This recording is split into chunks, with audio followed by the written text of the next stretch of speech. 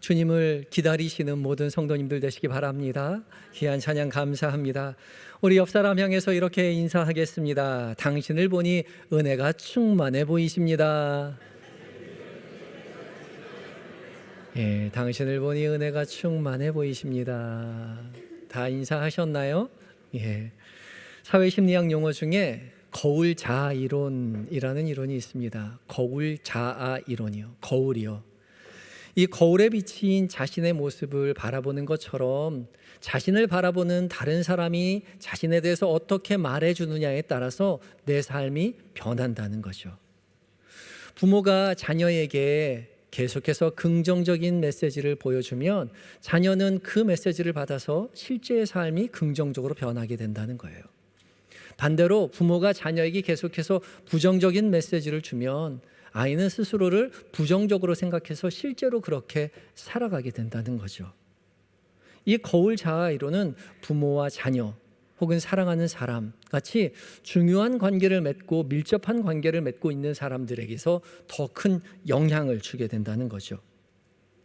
가족들, 직장 동료, 구역 식구, 가까이 있는 사람들에게 좋은 메시지를 보여줄 수 있어야 돼요. 많이 칭찬해주고 격려해 주세요. 때론 좀 아쉬운 마음이 들더라도 아쉬운 마음 잘 감추어 두고 웃으면서 격려해주고 위로해 주세요. 긍정적인 메시지를 보내주면 그 사람도 긍정적인 삶을 살게 되는 것이고 그 사람의 긍정적인 삶을 살게 될 때 비로소 우리도 덩달아서 긍정적인 삶을 살게 되는 거죠. 우리 가족이 어떻게 은혜로운 가정이 될 수 있을까? 내가 다니는 우리 교회가 어떻게 하면 은혜로운 교회가 될 수 있을까? 만나는 사람들에게 긍정적인 은혜의 메시지 보여주세요. 은혜스럽다고 자꾸 격려해 주세요. 그러면 정말로 그 사람 그렇게 은혜로운 사람으로 변해간다는 거죠. 그리고 그런 은혜로운 사람들이 많아질 때에 우리 가정이, 우리의 교회가 정말로 은혜 충만한 가정과 교회가 된다는 거죠. 그런 의미로 다시 한번 옆 사람에게 인사해 볼까요? 예, 당신을 보니 은혜가 충만해 보이십니다. 예, 그래요. 오늘 대림절 세 번째 주일인데 어떻게 오시는 주님 잘 기다리고 계십니까?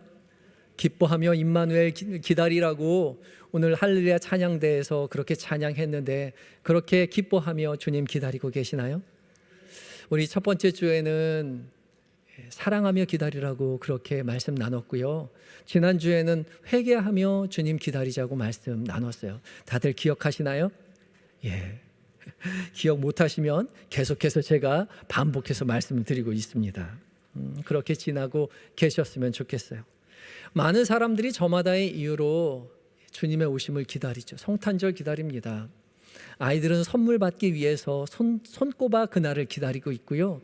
사랑하는 남녀 연인들은 그날 데이트하려고 그날 손꼽아 기다리고 있어요. 또 장사하는 사람들은 그 사람들 받아서 대목 한번 누려보려고 그날 손꼽아 기다리고 있고요. 직장 다니는 사람들은 혹시라도 성탄절 보너스 나올까 봐 그거 기다리고 있어요. 저마다의 이유로 주님의 오심을 기다리고 있는데요. 믿는 사람들은 그런 사람들과는 조금 다른 이유로 주님을 기다려야겠죠. 세상 사람들과는 조금 다른 방식으로 다른 이유로 예수님의 오심을 기다려야 할 것입니다. 오늘 대림절 세 번째 주일인데요. 오늘 본문에 등장하는 주인공인 세례 요한은 다른 사람들과는 조금 다르게 메시아를 기다리고 있었죠. 세례 요한은 누구보다도 예수님의 오심을 열심히 준비하였고요. 누구보다도 간절히 기다렸던 사람이에요. 그런데 그 사람 어떻게 살아가나 자세히 보니 세상 사람들과는 판이하게 다른 삶을 살아가고 있더라는 거죠. 광야에서 지내면서 약대 털옷을 입고 가죽띠를 띠고 메뚜기와 석청을 먹으며 사람들에게 회개하라 천국이 가까웠다고 외치고 또 자기에게 다가오는 사람들에게 물로써 세례를 주면서 그렇게 살았습니다. 세상 사람들 보기에 참 기이한 모습으로 주님의 오심을 기다리고 있었던 거죠. 이 기이한 모습에 많은 사람들이 찾아왔습니다. 예루살렘과 온 유다에서 세례 요한을 찾아오자 그곳을 다스리고 있었던 사람들이 웅성거리기 시작했죠. 이 사람들을 주목하기 시작했습니다. 이 살의 요한을 주목하기 시작했습니다. 그래서 이스라엘의 자치를 담당하고 있었던 종교 지도자들이 가만히 있을 수 없어서 사람을 보내서 이 세례 요한이 누구인지에 대해서 파악해 보라고 하죠. 그래서 사람들이 요한을 찾아갑니다. 그때 요한에게 묻죠. 19절 말씀 함께 읽어보겠습니다. 시작. 유대인들이 예루살렘에서 제사장들과 레위인들을 요한에게 보내어 내가 누구냐 물을 때에 요한의 증언이 이러하니라. 여기 유대인들이 예루살렘에서 제사장들과 레위인을 요한에게 보냈다라고 이야기하는 이 유대인들이 누구일까? 이 유대인들은 산헤드린 공회의 의원들을 말합니다. 특별히 로마의 통치 아래서 자치를 인정받았던 이 산헤드린 공의의 의원들은 이 로마의 치하에서 이스라엘이 평안하게 사는 것을 담당하고 있었죠. 그런데 이 질서를 담당하고 있었던 산헤드린 공의의 의원들의 눈에 보기에 요한을 가만히 둬서는 안 되겠다고 생각이 들은 거죠. 그래서 제사장들과 레위인들을 보내어서 요한에게 묻습니다. 내가 누구냐? 묻는 거죠. 내가 누구길래 여기서 이렇게 이상한 모습으로 이상한 행동을 하며 살아가느냐 묻는 것입니다. 누구 허락받고 세례 베풀고 있느냐 그렇게 묻는 겁니다. 그때 요한이 뭐라 대답했습니까? 19절 말씀 다시 한번 읽어볼까요? 시작. 유대인들이 예루살렘에서 제사장들과 레위인을 요한에게 보내어 내가 누구냐 물을 때에 요한의 증언이 이러하니라. 아멘. 요한의 무엇이요? 증언이 이러하니라. 요한은 지금 증언을 하고 있습니다. 이 증언이라는 말은 법적 용어이죠. 재판에서 말하는 겁니다. 자신이 본 것, 목격한 것, 경험한 것을 진솔하게 말하는 것이 증언이에요.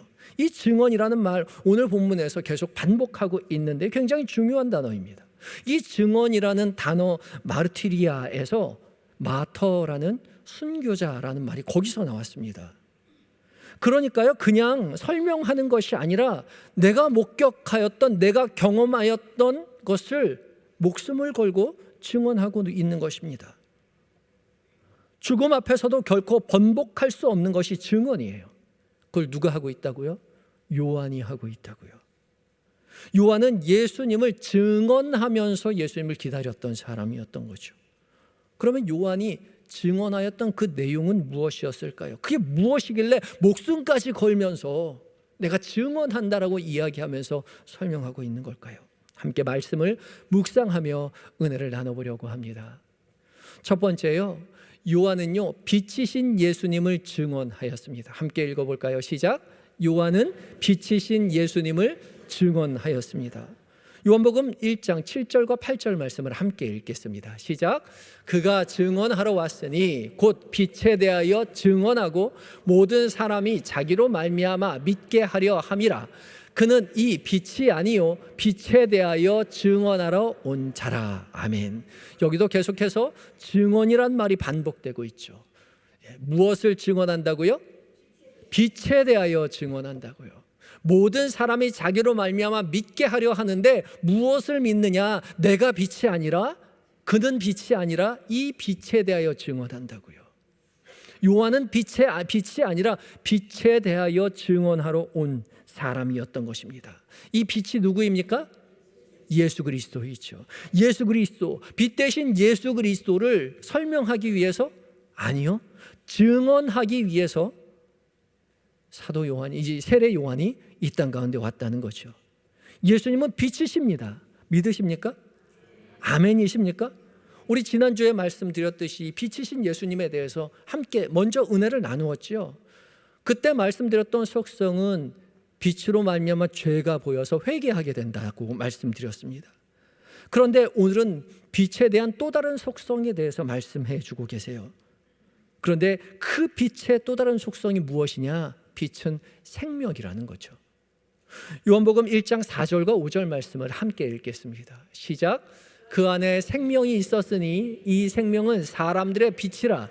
빛이 어둠에 비치되 어둠이 깨닫지 못하더라. 아멘. 그 안에 생명이 있었는데 그 생명은 사람들의 빛이라고요.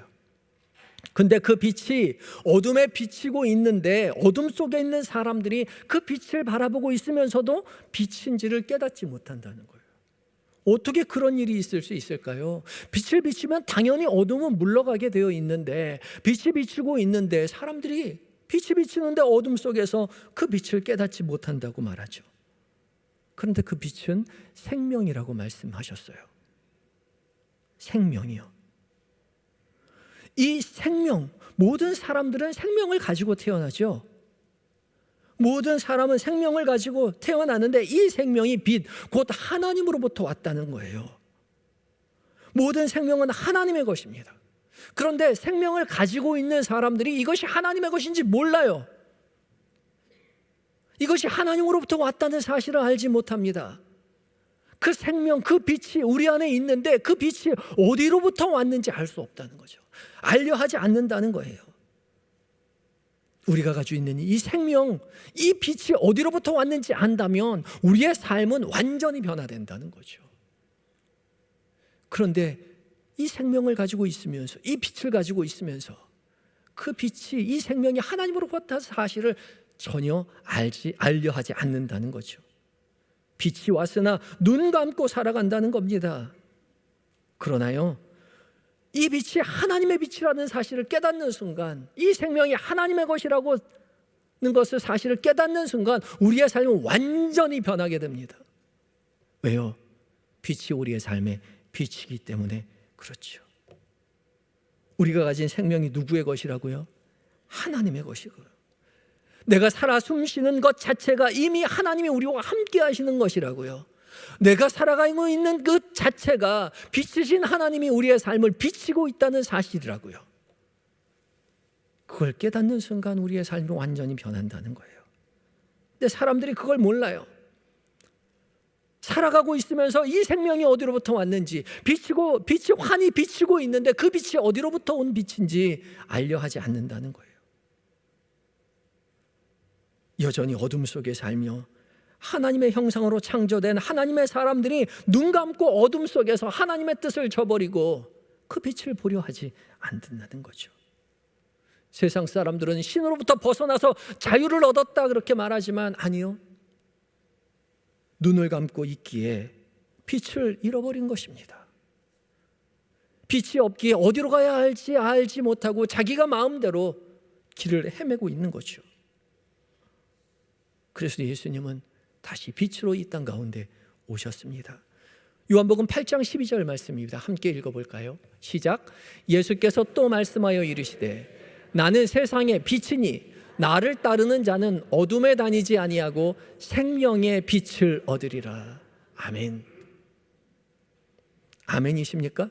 아멘이죠. 우리는 예수 그리스도로 말미암아 생명의 빛을 얻은 존재들입니다. 그 빛된 신 예수님이 우리와 함께 하셔요. 우리의 삶 가운데 함께 하시기에 우리는 빛 되신 예수 그리스도를 모시고 사는 사람들입니다. 아멘입니까? 아멘이라고 말했는데 정말 그렇게 살고 있는지 우리 스스로를 좀 돌이켜 보아야겠죠.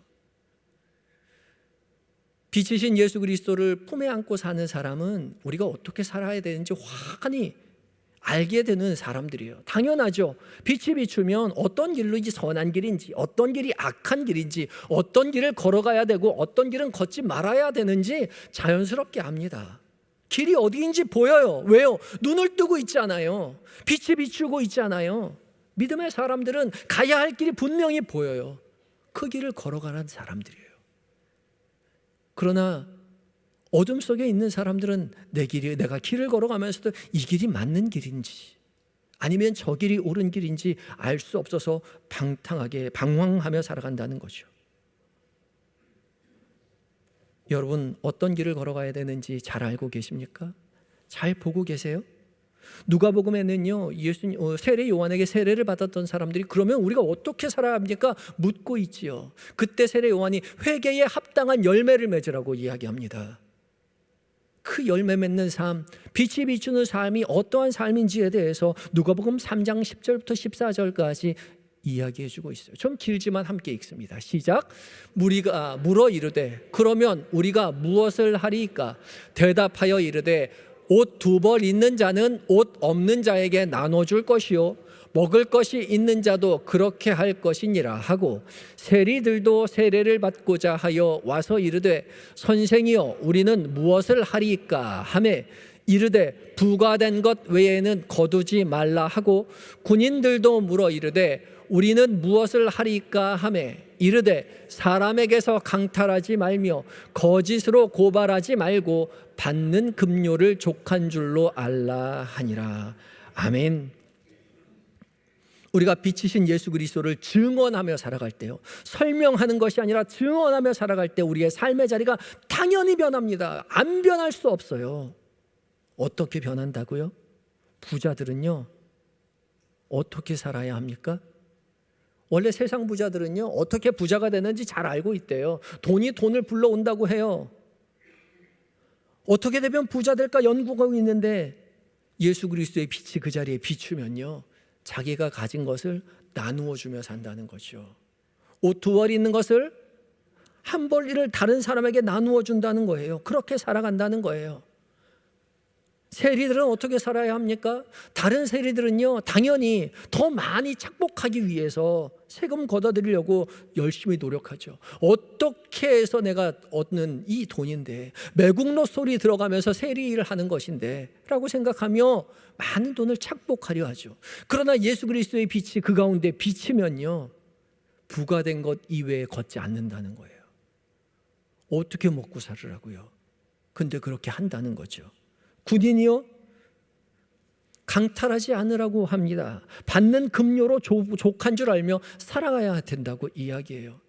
군인이 얼마나 조금 받는데요, 그 쥐꼬리만한 월급으로 어떻게 살아요? 사람들 돈 강탈하는 거요? 관행이에요, 관행. 다들 그렇게 살아요. 그러니 그렇게 사는 게 당연한 것처럼 보이지만 그리스도의 빛이 그의 삶 가운데 비치면 그렇게 살지 않는다는 거예요. 왜요?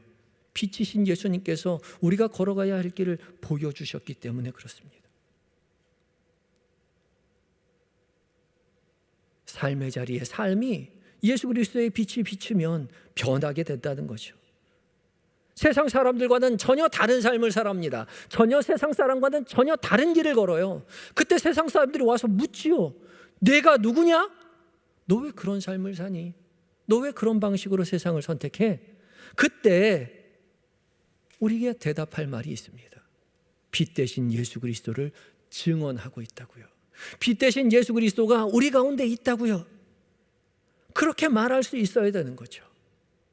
세상 사람들과는 전혀 다른 삶을 우리가 살아가야 합니다. 그때 사람들이 우리에 와서 물어봐야 돼요. 왜 당신들 그렇게 사냐고요. 다음 주 미랄주일이죠. 금방금방 와요. 한 달에 한 번이라고 하는데 벌써 한 달이 지났어요. 오늘 주보 보니까 또 희망온돌 따뜻한 겨울나기 모금 광고를 하네요. 또 돈 거드래요. 일일이 선교지도 또 하래요. 교회가 왜 이렇게 남 돕는 일에 애씁니까? 왜 이렇게 남 돕는 일에 힘을 써요? 또 크리스마스 케이크 만들기 행사를 하는데 제가 알아보니까 거기 참가비가 5,000원이래요. 재료값도 안 나와요. 근데 왜 많이 오라고 해요? 왜 미치는 장사합니까? 예수 그리스도의 밝은 빛이 우리 가운데 비추었기 때문에 그래요. 그래서 세상 사람들과는 다른 결정을 합니다. 우리가 가지고 있는 것을 미치는 걸 알면서도 기꺼이 나누고 베푸는 거예요. 그것이 예수 그리스도를 증언하는 삶인 거죠. 그때 사람들이 우리에게 와서 물어볼 겁니다. 교회는 왜 그렇게 살아? 당신은 왜 그렇게 살아? 라고 말할 때에 빛 대신 예수님을 우리 가운데 모시고 살아. 빛 대신 예수 그리스도가 내 삶 가운데 찾아왔기에 나는 그렇게 살아갈 수밖에 없어. 목숨을 걸고 증언하는 삶이 우리 가운데 있어야 한다는 것이죠.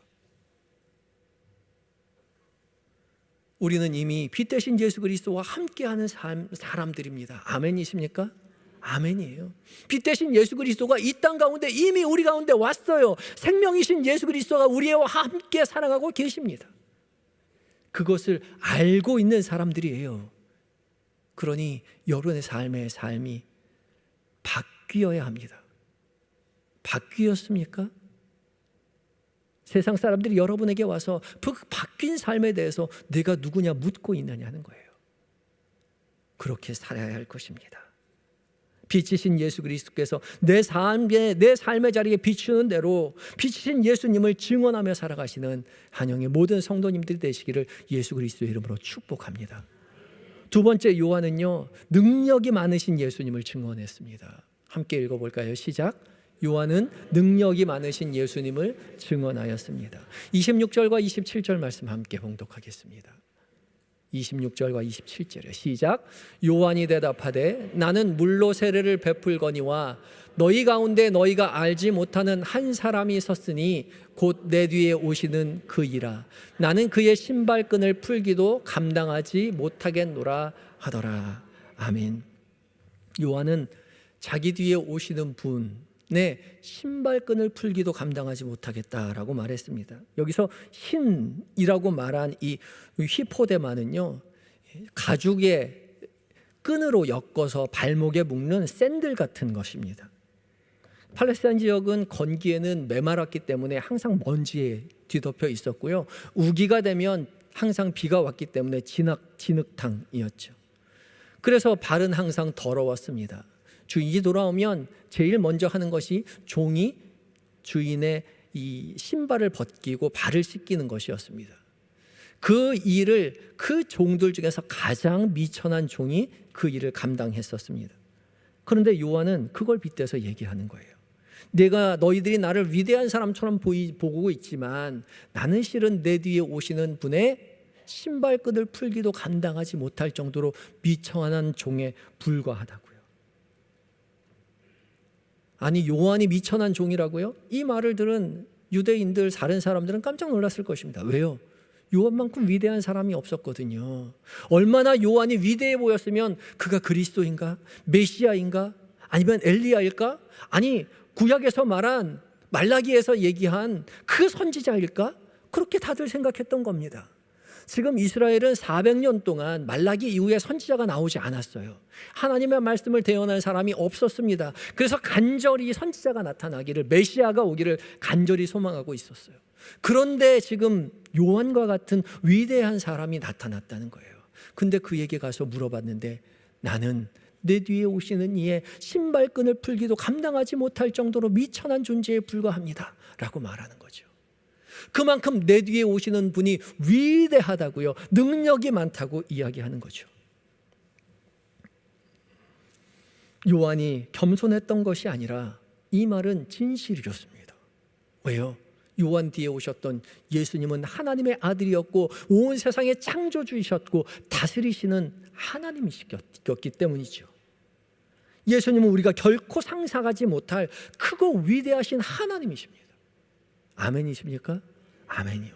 그 하나님이, 위대하신 하나님 한 분이신 예수 그리스도께서 우리 가운데 찾아오셨다고요. 사람들은 알지 못했지만 세례 요한은 잘 알고 있었습니다.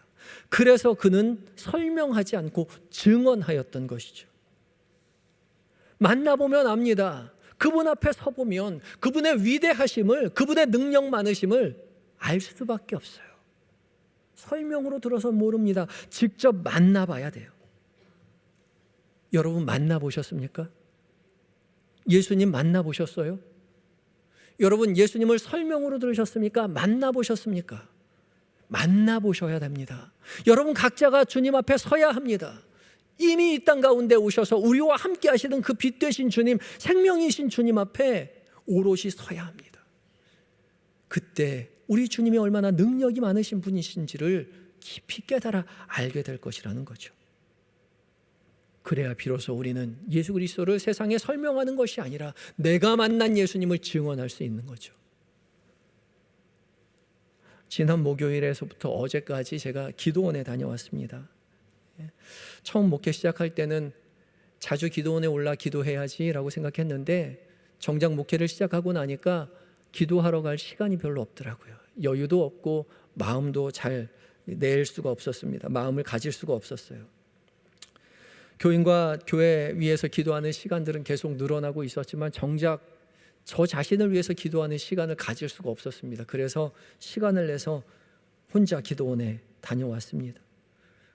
혼자 기도원에 가면 한영교회 담임 목사가 아닌 성도로서 하나님과 저만 단둘이 있게 되죠. 저를 알아봐주는 사람도 없고 제가 알아보고 인사할 사람도 없습니다. 하루에 딱 4마디 하며 살았던 것 같아요. 밥 주시는 분에게 잘 먹겠습니다, 잘 먹었습니다 그렇게 얘기했고, 그 다음에 낮에 매점에 가서 아메리카노 한 잔 주세요. 하루에 4마디 한 게 끝이었습니다. 그리고 오롯이 주님과 마주 대합니다. 주님 앞에 서면요, 요한이 말한 것처럼 얼마나 초라하고 미천한 존재인지 몰라요. 제가 제 자신을 너무나 잘 아니까요. 아무것도 아닌 저에게 하나님 너무 큰 것을 맡기셨습니다. 제가 어떻게 이 일을 감당하며 살아갈 수 있을까요? 초라한 제 자신에게 주님 우리에게 언제나 저에게 말씀하십니다. 이사야서 41장 10절 말씀 함께 읽어볼까요? 시작. 두려워하지 말라, 내가 너와 함께함이라. 놀라지 말라, 나는 내 하나님이 됨이라. 내가 너를 굳세게 하리라. 참으로 너를 도와주리라. 참으로 나의 의로운 오른손으로 너를 붙들리라. 아멘. 그 능력이 많으신 하나님께서요, 여러분 마음 가운데 찾아오신 예수 그리스도께서요, 여러분에게 직접 말씀하고 계시는 거예요. 두려워하지 말아라, 내가 너와 함께 하기 때문이다. 놀라지 말아라, 나는 내 하나님이 됩니다. 내가 너를 굳세게 하리라. 참으로 너를 도와주리라. 너의 나의 의로운 오른손으로 너를 붙들어 주겠다 말씀하고 계세요. 그 능력 많으신 하나님이 여러분 각자에게 말씀하시는 그 음성을 들어야 합니다. 설명이 아니라 만나야 돼요. 만날 때 나는 그의 신발끈을 감당하기도 터무니없이 부족한 인생일 뿐입니다. 증언하게 될 것이라는 거죠. 그 주님을 증언하시는 여러분들 되셔야 합니다. 오늘 설교 처음 시작할 때요, 거울 자아 이론에 대해서 말씀드렸잖아요. 다른 사람이 나를 어떻게 바라봐 주느냐에 따라서, 우리가 다른 사람을 어떻게 바라봐 주느냐에 따라서 그 사람도 달라지고 우리도 달라진다고 했죠. 자주 주님 앞에 서 보세요. 주께서 말씀하시는 그 음성을 들어보세요. 주께서 위로하시는 그 위로의 목소리를, 주께서 품어주시는 그 사랑의 품을 느껴보세요. 그러면 내 자신이 달라진다는 거죠.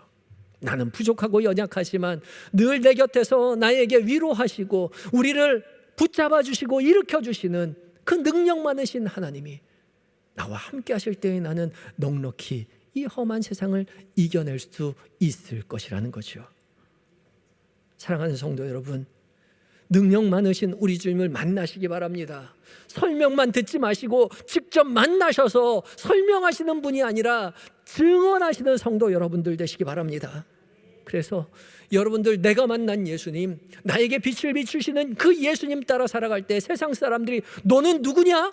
너 왜 이런 삶을 살아가느냐? 말할 때에 빛 되신 예수님이 나와 함께 하시고 생명 되신 예수님이 나와 함께 하시고 내 손을 붙잡아 일으키시는 그 주님이 나와 함께 하시기에 내가 이렇게 살아간다라고 내가 만난 예수님을 증언하며 살아가시는 한영의 모든 성도님들이 되시기를 예수 그리스도의 이름으로 축복합니다. 다 같이 기도하시겠습니다.